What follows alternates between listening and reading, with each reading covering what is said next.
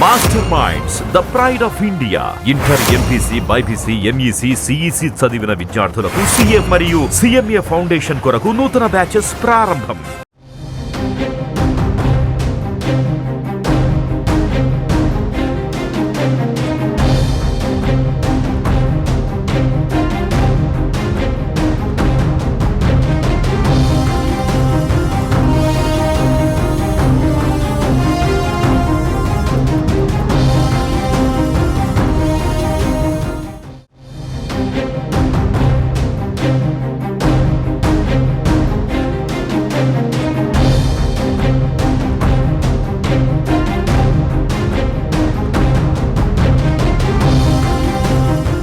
YCP అధినేత మాజీ CM Jagan Palnadu జిల్లా వినుకొండకు బయలుదేరారు.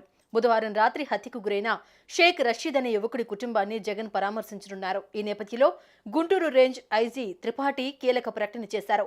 వినుకొండ పట్టణంలో 144 సెక్షన్ అమల్లో ఉందని ఐజీ తెలిపారు. పట్టణంలో ర్యాలీలకు, ప్రదర్శనలకు అనుమతి లేదని చెప్పారు. రషీద్ కుటుంబ సభ్యులను జగన్ పరామర్శించవచ్చని, కానీ జన సమీకరణతో ప్రదర్శనలు చేయరాదని స్పష్టం చేశారు. వినుకొండలో ప్రస్తుతం ప్రశాంతమైన పరిస్థితి ఉందని, అనవసరంగా ఎవరూ రోడ్లపైకొచ్చి శాంతి భద్రతలకు విఘాతం కలిగించొద్దని హెచ్చరించారు. మరోవైపు జగన్ పర్యటన నేపథ్యంలో వినుకొండలో భారీ భద్రతను ఏర్పాటు చేశారు. దాదాపు 400 మంది పోలీసులతో భద్రతను కట్టుదిట్టం చేశారు.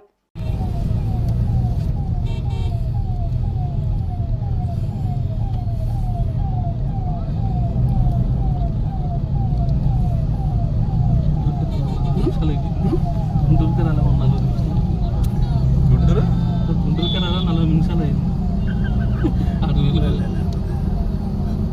ఇంట్లో ఉండి పీకేదామని ఖాళీ కదా